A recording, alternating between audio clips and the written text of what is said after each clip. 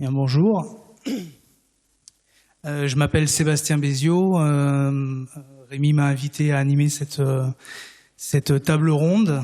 En tant que VAP acteur, je réalise un blog et un petit magazine sur la VAP pour lutter contre la désinformation. Le sujet de la VAP nous occupe beaucoup sur le volet sanitaire, le volet réglementaire, évidemment, et ça jette peut-être un petit peu le voile sur un élément qui est vraiment très important, qui est aussi le volet économique. Aujourd'hui, la VAP en France, c'est 400 millions d'euros de chiffre d'affaires, si mes sources sont bonnes. Pardon ? 465, voilà, donc c'est quand même pas rien, c'est 10 000 emplois. Je me suis renseigné un petit peu, alors direct ou indirect, je me suis renseigné un petit peu, l'industrie de l'armement en France, c'est 40 000 emplois. Donc la VAP, c'est quand même pas inintéressant, et je pense que le gouvernement, le système politique pourrait aussi s'intéresser à ce volet-là. Et là, on a un plateau qui est vraiment très intéressant, puisque la VAP, c'est aussi un marché qui est tout jeune, qui démarre à peine à l'échelle de toutes les industries, et il y a énormément d'innovations à faire. Et là, on a un plateau qui est relativement exhaustif. Donc, Charlie Perrault, directeur général de VDLV, donc un des leaders sur le marché du e-liquide. Florent Drault, créateur et dirigeant de Fiberfrix. Là, on parle de fibres, donc vraiment de ce qui se passe dans l'atomiseur. Et Julien Aboulfeda, voilà, de Enovap, qui, eux, travaillent sur le matériel, dispositif. Donc, dans les trois cas, on a des sociétés qui sont vraiment sur l'innovation, avec des formats différents en termes industriels, en plus, qui sont d'origine différente. Le point commun, c'est qu'ils sont tous vapoteurs. Pour moi, en tant que consommateur, c'est quelque chose de très important, le fait de consommer son propre produit. Alors, pour que vous fassiez bien connaissance avec tout le monde, chacun va présenter un petit peu sa société, ses innovations. On va se donner à peu près 10 minutes par personne. Et puis ensuite, on enchaînera sur ce qui est le sujet du débat, qui est l'indépendance de l'industrie de la VAP, du marché de la VAP par rapport à l'industrie du tabac. À savoir si c'est quelque chose qui est simplement de fait, qui est nécessaire, pourquoi, comment, et comment les trois personnes qui sont sur le plateau et qui sont relativement représentatives, j'imagine, de ce qui se passe sur le marché de la VAP, vivent les choses, au présent et à l'avenir. Donc on va peut-être commencer par Charlie, avec une présentation à l'écran. Merci, bonjour à tous. Alors je vais prendre mon mode. C'en est pas un, mais à faire avec. Donc voilà, je voulais... il m'avait été demandé effectivement de présenter un petit peu l'entreprise VDLV, et notamment ces sujets de recherche et d'innovation sur la VAP. Alors Vincent dans les VAP fut la première marque de VDLV. Le descriptif de cette histoire, c'est que donc Vincent Cuissé, le fondateur de la société, a créé en 2012 cette société. Au préalable, il a fait toute une période de recherche et de développement, notamment au sein de l'Institut des sciences moléculaires de Pessac à Bordeaux. Et il a étudié le marché pour savoir s'il y avait possibilité de développer une gamme, notamment à base d'arômes naturels. Et il s'est aussi inspiré des sociétés qui existaient déjà, notamment Gaia Trend, qui était la première et plus grosse entreprise sur ce registre. Il a ensuite démarré son activité avec d'abord quelques salariés, alors d'abord tout seul, puis 2, 3, 4, et puis ça s'est développé au fur et à mesure des années, 24 saveurs.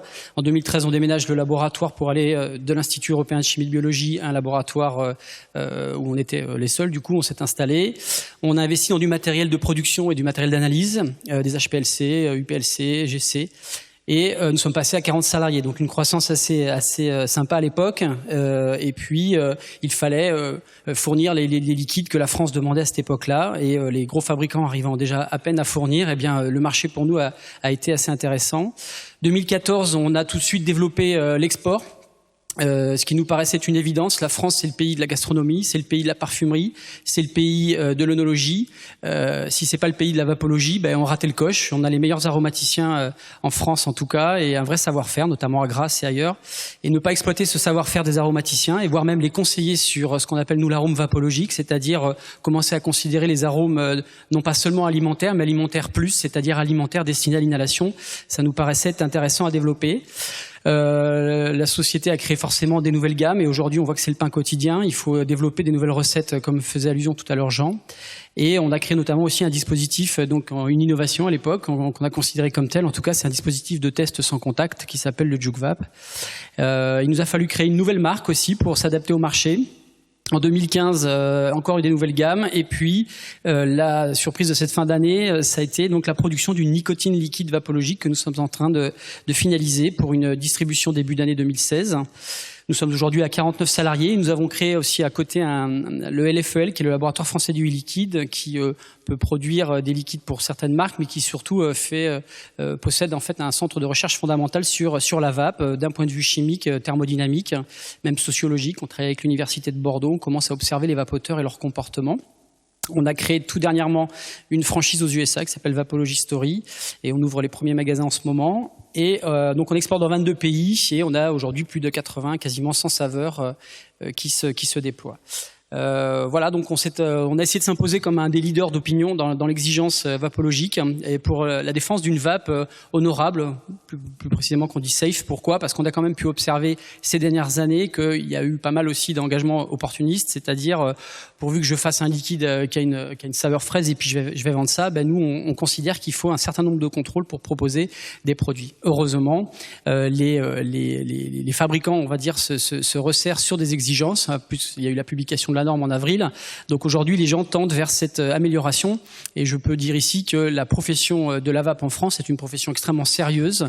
C'est pas parce qu'il y a 2-3 acteurs qui font du travail à côté qui est peu recommandé qu'il faut considérer que toute la filière fait n'importe quoi. Et puis j'insiste là-dessus, cette filière est une filière totalement indépendante des acteurs du tabac. Aujourd'hui, il n'y a pas d'acteur, en tout cas connu ou reconnu, qui est un acteur issu de l'industrie du tabac en France.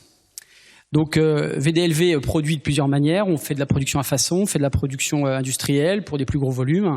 On a des départements commerciaux, services R&D, logistique, marketing, donc comme dans une entreprise classique. Et on met essentiellement aussi toute l'équipe en avant. On est vraiment une équipe de passionnés et c'est une filière, j'en parlais à l'instant avec un monsieur au café, on est une filière jeune, mais une grande partie est issue des universités ou même des capacités techniques de la formation professionnelle en France. Et on se rend compte qu'il y a une énergie folle, on est dans un pays en crise, donc les idées fusent. Et quand les idées fusent et sont menées, si possible, au bien et avec une certaine déontologie, on se rend compte que les résultats sont là. Et c'est tant mieux, et je suis fier de travailler dans cette société pour cette raison. Donc on a un engagement qualité très fort, une traçabilité garantie depuis le départ, une production 100% française, on produit vraiment tout à Pessac et on apporte notamment, nous, on essaie de se différencier avec cette notion d'arôme vapologique, c'est-à-dire de considérer vraiment en inhalation le choix des arômes. Et je suis content d'apprendre, et j'ai encore pu vérifier ça dernièrement, que les aromaticiens français commencent à parler d'un grade vapologique des arômes, qui est une de mes priorités. Le professeur Dotzenberg le sait, puisqu'on en discute souvent à la FNOR. Je pense que même si, on le disait tout à l'heure avec Philippe Prel, l'arôme n'est pas dangereux, c'est pas parce que l'arôme n'est pas dangereux qu'il ne peut pas être regardé pour prétendre notamment à une vape à différentes vitesses, c'est-à-dire il y a la vape de ceux qui veulent être rassurés, et puis il y a la vape de ceux qui veulent se faire plaisir. Et je crois qu'on peut concilier les deux, notamment en regardant ce qui s'y passe. En parallèle donc de cette société VDLV, on a créé donc cette deuxième société, Laboratoire français du liquide. On ne focalise que sur des questions purement scientifiques et grâce à une belle participation de la part de nos concurrents, partenaires à la FIVAP, on a pu créer ce protocole qui s'appelle USEV pour Universal System for Analysis Vaping. On a pour vocation avec ce dispositif de regarder la vape pour des questions comportement, le fonctionnement des cigarettes, le comportement des liquides, la mesure des émissions et de publier grâce à tout ça des données qui pourront servir les différentes causes, que ce soit les publications universitaires, les scientifiques, même les entreprises qui ont besoin de régler des questions d'innovation. Je suis assez content d'avoir fouillé sur un sujet très précis qui est celui de Fiberfrix et j'ai appris beaucoup de choses. En tant que thermodynamicien, mécanicien des fluides, j'aime la mécanique des fluides, mais avec eux, c'est de la micromécanique des fluides, ça se passe aux fibres près. Et j'ai beaucoup apprécié regarder cette problématique. Donc on produit effectivement en France et malgré le contexte concurrentiel et législatif difficile, le marché des cigarettes reste un marché en croissance, ça c'est clair, et porteur d'innovation. C'est la raison pour laquelle nous nous sommes posé la question s'il était possible avec Vincent de produire de la nicotine en France. Et donc, pourquoi? Parce que la nicotine aujourd'hui ne provient, en tout cas l'extraction de la nicotine ne se fait actuellement que en Chine ou en Inde. Il y a des unités de purification en Europe, mais l'extraction actuellement telle qu'elle est faite de la même manière qu'on fait les insecticides, puisque la nicotine est un insecticide. C'est une extraction qui a lieu avec des solvants qui sont relativement agressifs, et on a souhaité le faire en chimie verte. Et pour ça, on a eu le soutien de la région Aquitaine qui finance à 10% cet investissement, ainsi que la Banque publique d'investissement, le BPI, qui nous a apporté son soutien financier sur cette volonté industrielle de concevoir une unité de production de nicotine. Donc on achète le tabac pour l'instant à l'étranger, car les tabacs français ne sont pas adaptés à cette production de nicotine. Mais on a depuis décembre 2013 eu vraiment cette volonté d'innovation, de développement, et grâce à nos soutiens, grâce aux partenaires à qui on a demandé de l'aide, on a pu sur ces 2 années concevoir une unité industrielle basée à Pessac, avec de la décoction, avec des alambics, avec ensuite des longues phases de distillation. Et on arrive à obtenir une nicotine que l'on va prétendre être au grade vapologique. Ça, c'est un petit peu marketing, mais c'est histoire de dire que si on maîtrise bien tous les processus de production, on peut vérifier précisément ce qu'il y a et peut-être garantir à la filière que la nicotine qui est prévue pour la cigarette électronique se veut d'avoir, comme c'était le cas pour nos liquides, un maximum de garantie de traçabilité. Donc, la volonté, c'était vraiment ça, une première mondiale, parce que produire de la nicotine à partir d'une chimie verte et notamment à l'hydrodistillation, c'est-à-dire qu'avec essentiellement que de l'eau, eh bien, c'était une première mondiale. On est assez fiers de ça. Elle est née de la filière et elle est portée par elle. Je suis assez aussi satisfait et agréablement surpris de voir que les partenaires concurrents sont quand même intéressés par cette innovation.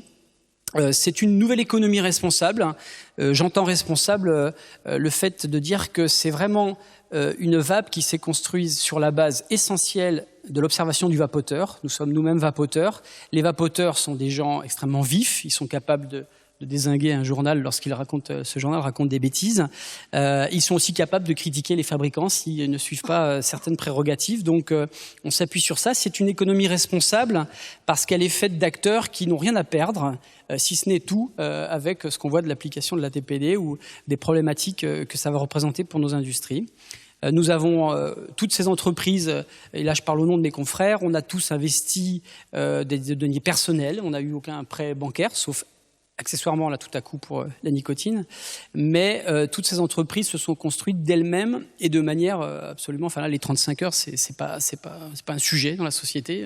Maintenant oui, parce qu'on est des responsables, donc on fait attention à nos salariés, mais je sais qu'à côté de moi je suis persuadé qu'ils en sont pas à ça et qu'ils font au moins 70 heures par semaine. Et je vous encourage à le faire parce que c'est comme ça que ça se passe et bravo. Et c'est une industrie qui, je le rappelle, est totalement indépendante. VDLV n'a jamais et ne souhaite pas être en relation commerciale avec les industriels du tabac, ne serait-ce que par déontologie. Voilà, je vous remercie. Très bien, merci Charlie. Alors... C'est pas le moindre des paradoxes dans un environnement vraiment très très hostile pour la cigarette électronique, de voir qu'il y a des entrepreneurs pur jus qui n'hésitent pas à 6 mois d'une enclume qui pourrait leur tomber sur la tête à continuer à innover et avancer malgré tout. La France est un pays où on est, je crois, le premier pays européen en termes de nombre de vapoteurs, en valeur absolue, le 2e pays au monde. Donc c'est un marché qui est vraiment porté par les consommateurs, malgré, encore une fois, l'environnement très hostile politico-médiatique. Donc on a vraiment des utilisateurs qui tirent les entrepreneurs vers le haut par l'usage, et Florent en est l'un des meilleurs exemples. Voilà, Florent, je te laisse présenter Fiberfrix et sa belle histoire. Merci. Oui, donc, alors l'histoire de Fiberfrix, c'est une histoire un petit peu particulière. On est une entreprise qui est plus jeune que VDLV. On a maintenant 1 an et quelques mois. Ça part. Nous, on intervient sur un domaine très particulier pour l'instant, mais pas seulement. Mais à la base, on intervenait surtout sur ce domaine-là, c'est-à-dire le domaine du reconstructible, c'est-à-dire un domaine qui est assez important, pas tant en nombre d'utilisateurs, mais au niveau de ce que ça représente au niveau de la pratique dans la cigarette électronique. C'est-à-dire que c'est un dispositif dans lequel l'utilisateur refait lui-même son système de vaporisation. C'est un endroit qui est important parce que lorsque un fumeur arrête de fumer, il a tendance à avoir besoin de beaucoup s'intéresser à son matériel. Et une catégorie de vapeurs a besoin d'intervenir beaucoup sur son matériel, d'en prendre soin, et se pose énormément de questions au niveau de ce qu'il met dedans et de ce qui s'y trouve. Du coup, l'histoire de Fiberfreaks a commencé justement par une simple interrogation de l'utilisateur que j'étais, sur un forum sur lequel je faisais des recherches publiques sur la question des fibres utilisées pour mener le liquide à la résistance. La première question étant celle du côté sanitaire, c'est-à-dire que, sur quel élément on vapait et quelles pouvaient être les conséquences à ce niveau-là. Face à l'intérêt des autres vapeurs pour les recherches que je faisais, j'ai commencé donc à créer véritablement le projet et à rechercher des professionnels avec lesquels travailler. Je me suis donc associé à un laboratoire universitaire à Épinal, avec qui on travaille depuis la création de Fiberfreaks. Donc on a commencé tout petit, maintenant on est donc 14 personnes, dont 7 personnes employées à temps plein. Et c'est ça qui représente une des parties de l'industrie, c'est-à-dire c'était vraiment un utilisateur qui cherchait un produit qui puisse le satisfaire sur un certain nombre d'exigences, donc sanitaires, des exigences éthiques et environnementales également, et les développer, les mettre sur le marché. Ils trouvaient une reconnaissance parce que les utilisateurs avaient un rapport avec le créateur, et qui ensuite, à partir de ce projet, pouvaient créer un véritable savoir-faire, des véritables compétences et les exporter. Ensuite, un des autres aspects de Fiberfreaks, c'est que nous avons été suivis par, comme d'ailleurs nous tous les trois, par des institutions publiques. C'est-à-dire que les institutions publiques, elles, sont capables de se rendre compte qu'il y a un potentiel au sein de la VAP. Elles sont capables de prendre le risque. Et ça, c'est quelque chose qu'on aimerait bien que les politiques puissent également suivre certaines de leurs institutions à ce niveau-là. Donc, on a été soutenu par un certain nombre d'institutions publiques, ce qui nous a permis de développer plusieurs projets, dont notamment certains projets, c'est-à-dire l'ouverture de notre propre unité de production, qui aura lieu normalement aux alentours de l'année 2017, après un certain nombre de recherches sur les possibilités. Le produit, oui, si au début, très rapidement, c'est la mèche. Donc, nous, on fait la mèche, donc qui porte le liquide à la résistance.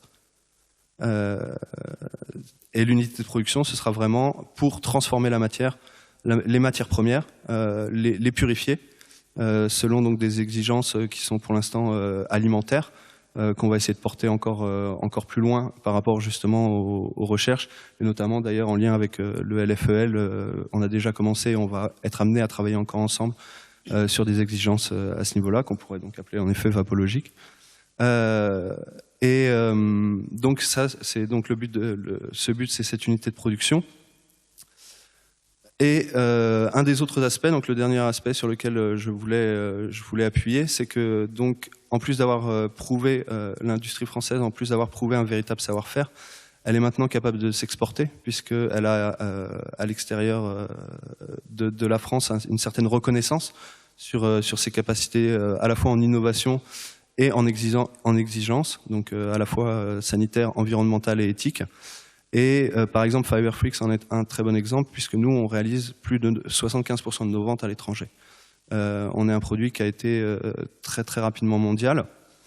Et un des derniers axes sur lesquels on est en train de s'orienter, c'est justement l'intégration de notre savoir-faire au sein des cigarettes électroniques préconstruites.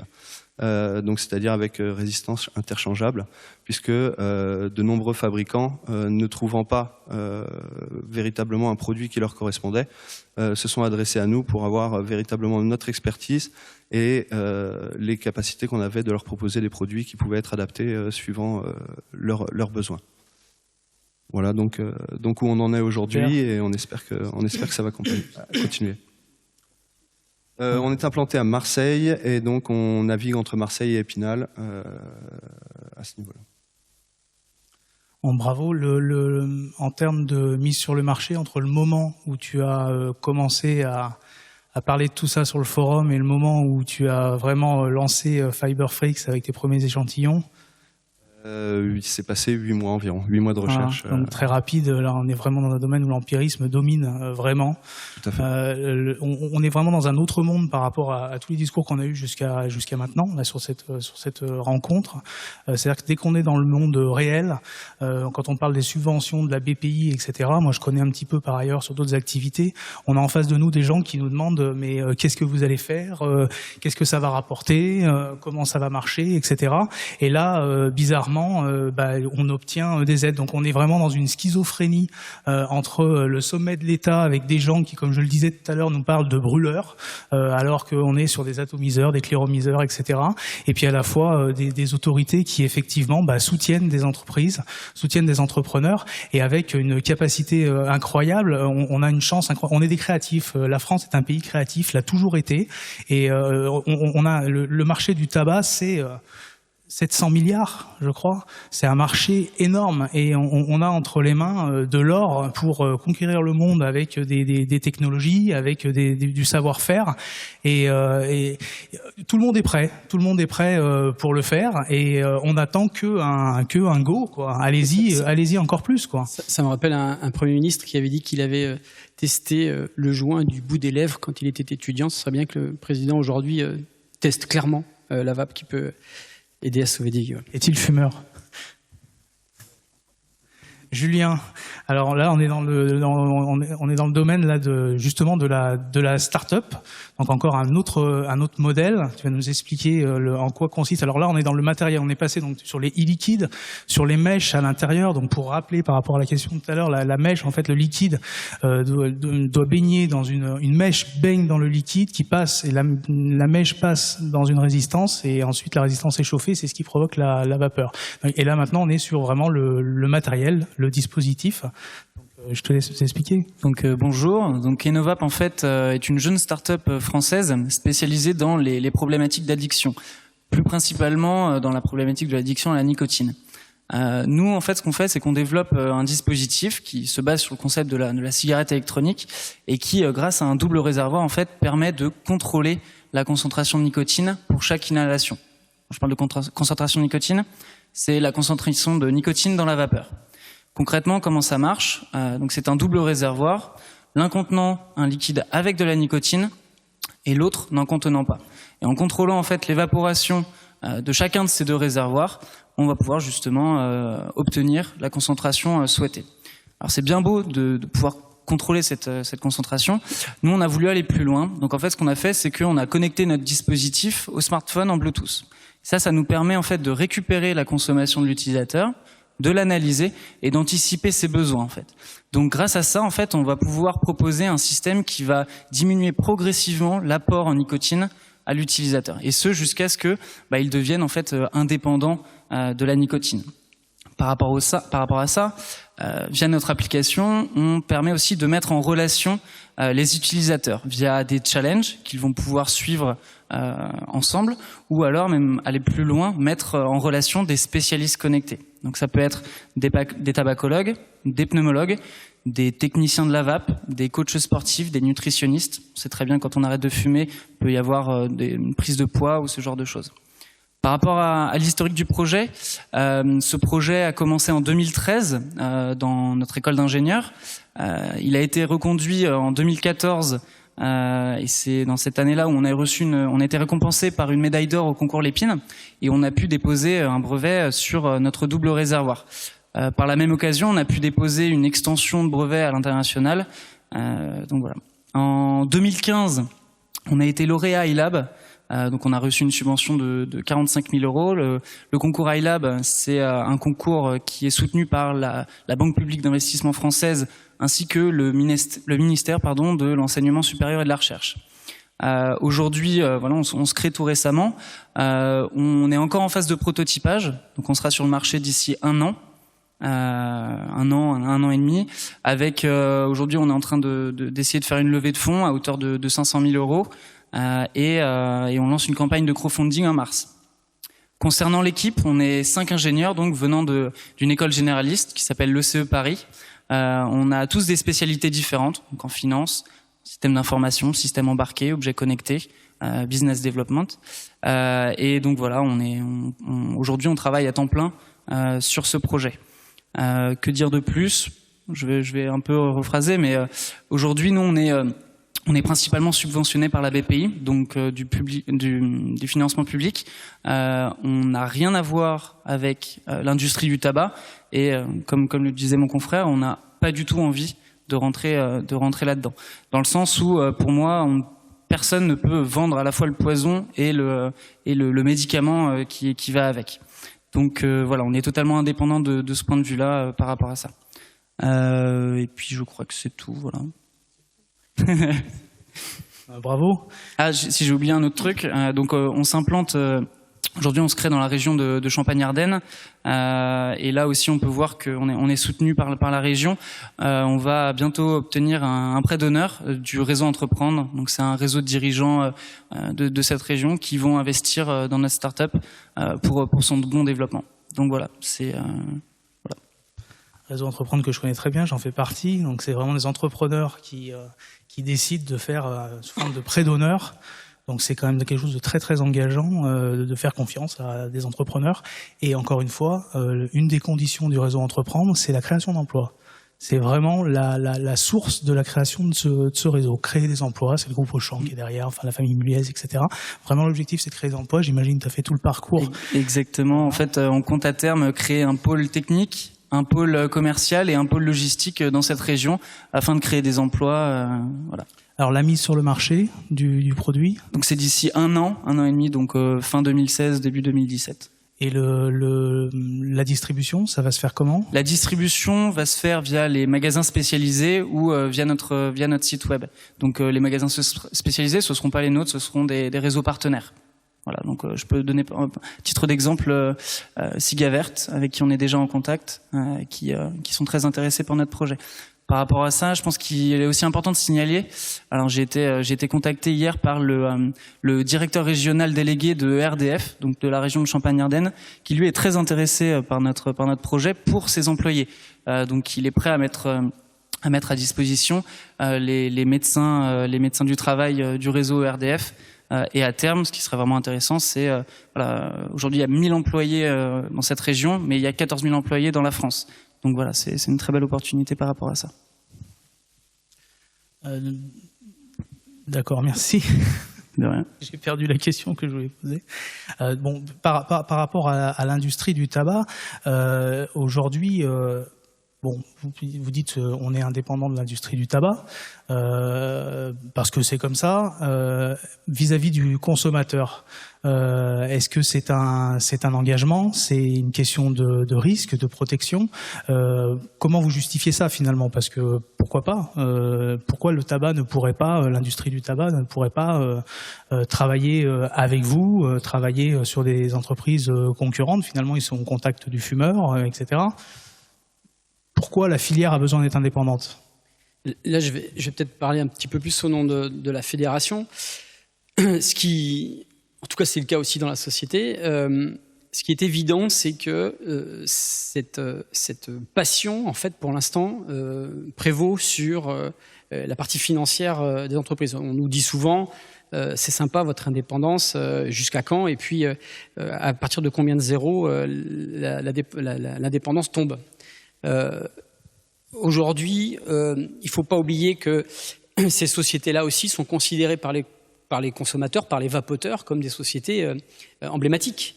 Donc si jamais la société que je représente décide du jour au lendemain de passer est rachetée par un grand groupe industriel du tabac, c'est quasiment évident, et c'est ce qu'on n'hésitera pas à dire d'ailleurs si jamais ils viennent nous voir pour nous proposer quelque chose. C'est-à-dire, mais si vous faites ça, de toute façon, vous allez perdre 90% des clients. Parce que ces clients sont des clients convaincus qu'ils voulaient arrêter cette relation. C'est comme un divorce. Et lorsque vous divorcez, vous revenez rarement. Enfin, c'est pas arrivé, mais vous revenez rarement. Et je crois que la valeur de l'entreprise intègre notamment la communauté des vapoteurs. Donc on entend se défendre de ça pour l'instant, et après on va nous dire mais alors pourquoi vous ne feriez pas acheter simplement pour que justement votre entreprise se casse la gueule. C'est-à-dire que l'industrie du tabac met très lourd, les clients vous font la gueule, c'est terminé, une de moins. Donc ça, c'est ce qu'on peut imaginer. Et c'est contre ça qu'il faut que les banques publiques d'investissement, les institutions, en tout cas le ministère de l'économie et des finances ou de l'industrie, considèrent que ces entreprises sont des entreprises fragiles. Elles sont fragiles parce qu'elles sont séduisantes. Séduisantes parce qu'elles représentent forcément pour eux, soit ils nous achètent pour nous tuer, c'est tant mieux pour la cigarette, soit ils nous achètent pour récupérer les bénéfices de l'entreprise et c'est eux qui vont récupérer les bénéfices après. Sauf que ça ne marchera pas, ça.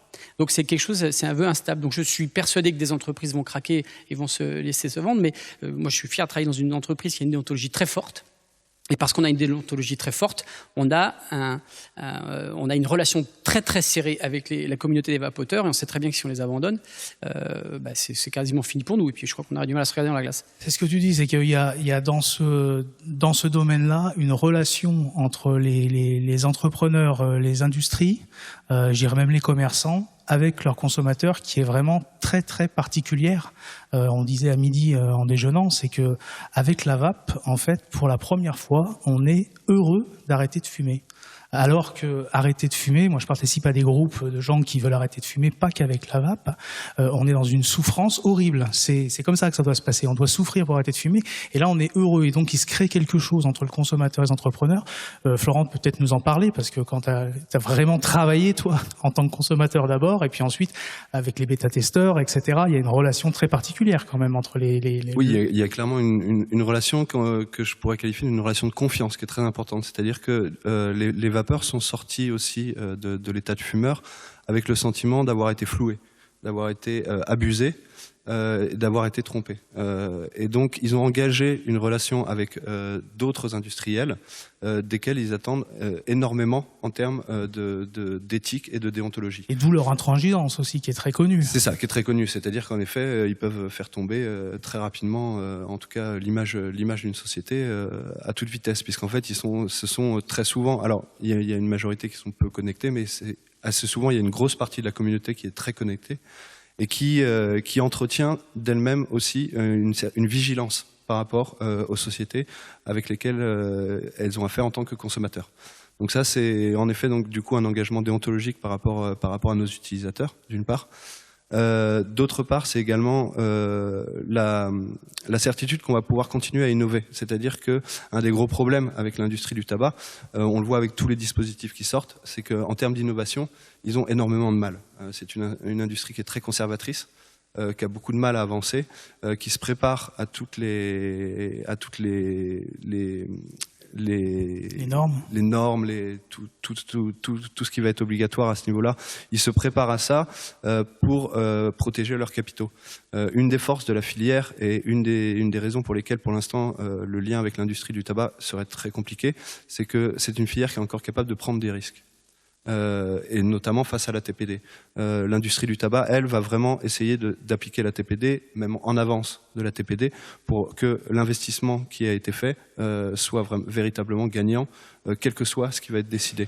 Nos entreprises ont vraiment la capacité de dire allons-y, on continue, on préfère se fédérer et aller contester pour continuer à exister et continuer à porter un projet auquel on croit et pour lequel on pense que les décisions n'ont pas été les bonnes. En fait, c'est la vape, le concept de la vape et l'industrie du tabac, c'est quasiment génétiquement incompatible par rapport à ce que tu expliques et cette relation avec les consommateurs. Cette volonté de toujours innover, parce que l'industrie du tabac, leur rêve, en fait, c'est assez simple, hein, c'est la capsule, le modèle Nespresso, on en reste là, et puis ça va très bien. Moi, ma première peur, c'est dans cette capsule scellée, c'est qu'est-ce qu'ils vont mettre dedans une fois qu'ils auront pris le marché.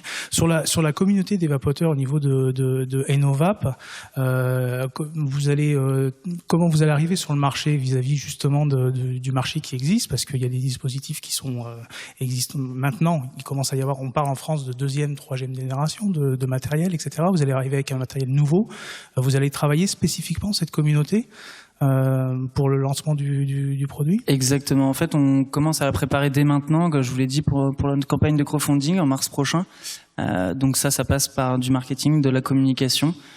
Et c'est ce qui va nous permettre de créer cette communauté de gens qui souhaitent réellement arrêter de fumer et qui voient notre dispositif l'outil qui va finalement leur permettre, après peut-être plusieurs essais infructueux, d'enfin sortir de cette dépendance. Moi-même, j'ai été dépendant pendant de longues années. J'ai réussi à arrêter avec la cigarette électronique et j'en suis très fier. Et voilà, je respire enfin. Parce que là, on parle, avec votre dispositif, on parle surtout du vapofumeur. Hein. C'est vraiment une problématique, ça. Hein. C'est-à-dire les gens qui n'arrivent pas totalement à quitter la cigarette. Et votre dispositif est vraiment dédié, justement, à cette problématique-là. Hein. Exactement. En fait, on s'est rendu compte que la cigarette électronique permettait d'arrêter pendant un certain temps la cigarette, mais qu'il y avait un taux de rechute en fait assez important. Et nous, on veut, via notre dispositif, permettre de limiter ce taux de rechute et essayer de l'amener à zéro, afin de permettre notamment aux gens qui continuent à vapoter, mais qui fument 4-5 cigarettes par jour, de finalement pouvoir arrêter totalement, quoi. C'est très très très précieux ce que tu viens de dire, parce que on observe qu'en fait à la surenchère de la puissance, notamment avec les dispositifs de vapotage d'aujourd'hui, que les gens, et là je rejoins ce que disait Philippe Rell ou Jacques Lewazek tout à l'heure, c'est que les gens du coup mettent de côté, j'ai dit quoi, Jacques Lewazek, pardon, que les gens mettent de côté leur relation avec la nicotine. On a des dispositifs aujourd'hui qui produisent beaucoup de vapeur, beaucoup d'arômes, beaucoup de plaisir. Donc ça, c'est tant mieux pour celui qui cherche vraiment à rompre avec la nicotine. Mais par contre, il y a le risque de rater cette relation qu'il faut qu'il y ait jusqu'à un moment donné. On tombe aujourd'hui avec des liquides. Là, les fabricants de liquides qui sont présents dans la salle pourront vous le confirmer. Aujourd'hui, ce qui se vend beaucoup, ce sont des liquides en 3 et en 6. Pourquoi en 3 ? Parce que les dispositifs vaporisent jusqu'à 5-6 fois plus de vapeur. Donc du coup, vapoter du 3 avec un dispositif extrêmement puissant, ça équivaut à vapoter du 12 ou du 16 avec les anciennes Ego, les cigarettes on va dire de deuxième génération. Donc oui, les vapofumeurs, je crois que nous, fabricants ou les distributeurs, ont raté, et le professeur de Donnerberg nous mettait souvent en phase avec ça, il nous disait attention, ne négligez pas cette relation à la nicotine parce que ça va vous échapper, et c'est ce qui se passe, c'est ce qui s'est vraiment passé. Donc monsieur Donnerberg, vous avez vu la météo juste, c'est de dire à vouloir des cigarettes qui ne produisent presque plus de nicotine, ou en tout cas dont la relation immédiate avec la nicotine est réduite, eh bien, il y a le risque du vapofumage. Et moi-même, dans la société, on a mis des salariés à la cigarette électronique, on les a encouragés à ça, même en faisant des prix préférentiels. Je vois aujourd'hui réapparaître des gens qui recraquent parce que ils sont venus sur du matériel extrêmement performant, ils ont dépensé des sous là-dedans, et puis finalement, ils ont perdu la violence que la nicotine leur produisait, le shoot, un fameux shoot de nicotine qu'il y avait avec les cigarettes qui montaient avec des taux à 19 au début, quoi.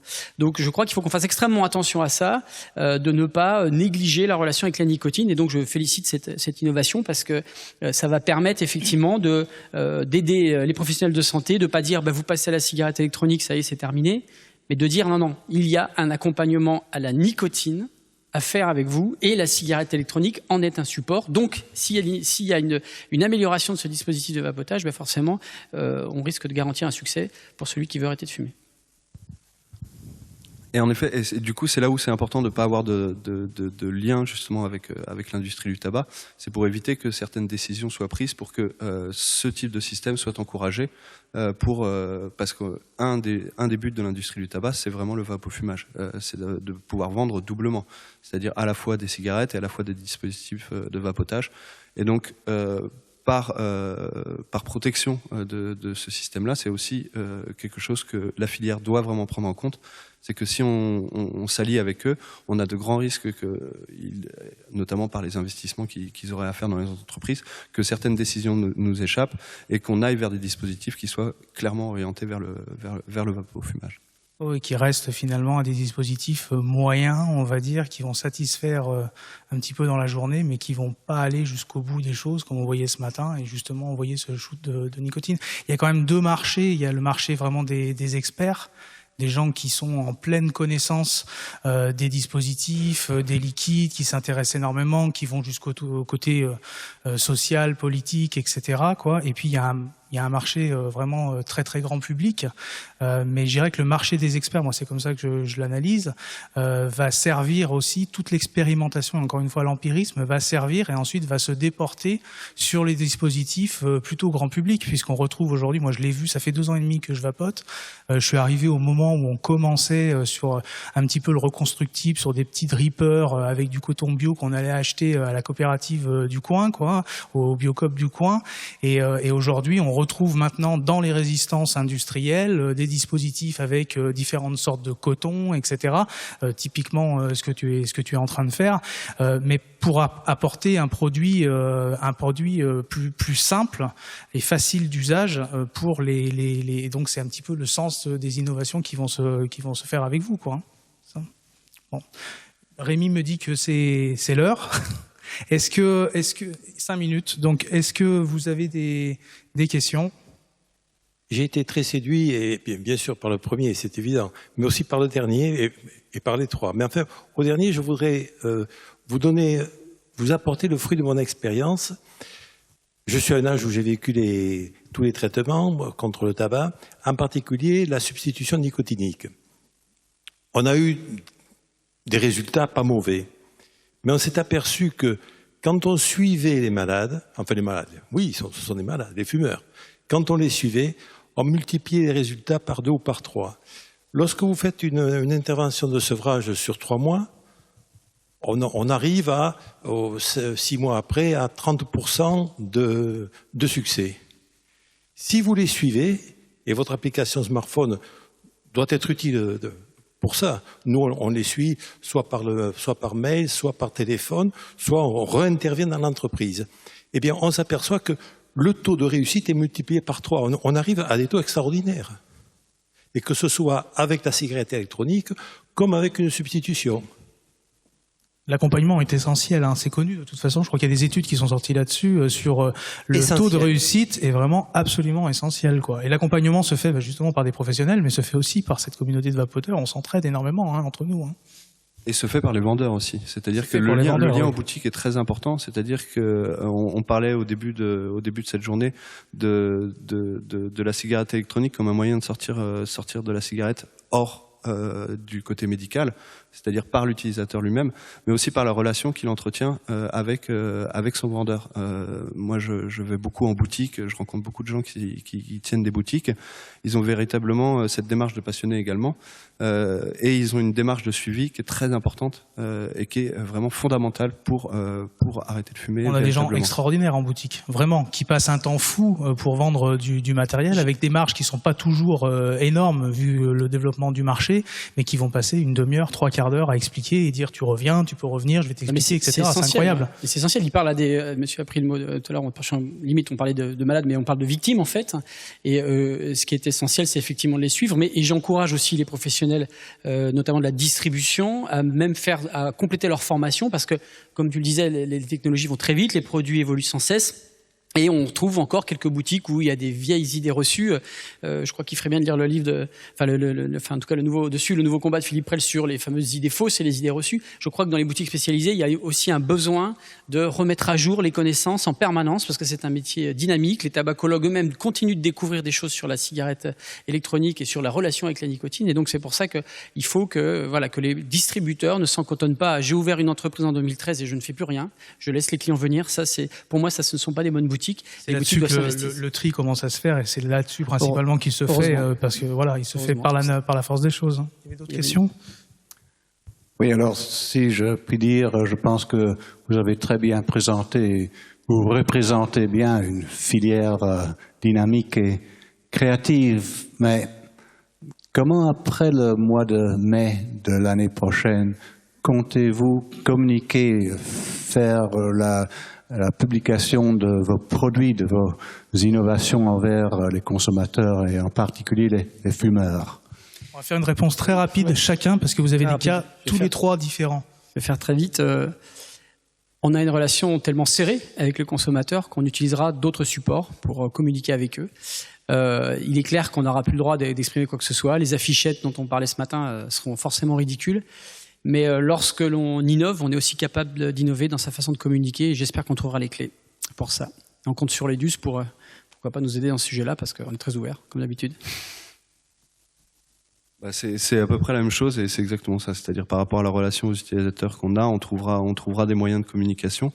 Et le plus important, ce sera au sein des professionnels de pouvoir continuer à s'unir pour combattre justement cette interdiction et pouvoir avoir le droit de communiquer et de continuer à communiquer. Et nous concernant, nous on compte principalement passer par les réseaux de spécialistes, donc ça va être eux qui vont pouvoir conseiller notre produit. On peut aussi imaginer que ce soit par exemple les tabacologues, médecins traitants qui recommandent notre application et notre produit à leurs patients pour les aider dans leur démarche d'arrêt. Donc voilà, il y a, comme on disait, différentes manières plus innovantes de communiquer autres que par la publicité. Bien, il y a d'autres questions? C'est bon? La retrouver quand même. De toute façon, là, on subit quand même des coups de boutoir, donc il va falloir quand même réagir. Voilà. Éventuellement, moi, je voudrais juste conclure sur quelque chose, c'est sur la question de l'indépendance justement de l'industrie de la vape par rapport à celle du tabac. On a besoin de quelqu'un, on a besoin des politiques. C'est-à-dire qu'on a besoin qu'ils comprennent qu'on a besoin d'être une industrie forte pour pouvoir résister justement aux attaques qui vont avoir lieu. C'est-à-dire que dans la lutte contre le tabac, si on n'a pas une industrie forte à côté, clairement, oui, à ce moment-là, il y aura des rachats et il y aura la fin à ce moment-là des dispositifs tels qu'on les connaît actuellement. Merci. Il faut conclure, c'est juste une industrie de proximité, en fait. Et ça, il faut le rappeler. Il faut le rappeler aux vapoteurs, aux distributeurs, aux consommateurs, aux hommes politiques et aux professionnels de santé. C'est une industrie de proximité. Donc en fait, on est en train plutôt que de faire importer des cigarettes de l'étranger, on est en train de produire pour la France et même d'exporter à l'étranger. Voilà, de ramener chez nous les choses. Ouais. Et pour finir vraiment là-dessus, ce que tu disais, clairement, les politiques doivent être nos alliés. Ils doivent vraiment être nos alliés. Ils doivent comprendre qu'il se passe quelque chose, quoi. Voilà. Merci beaucoup.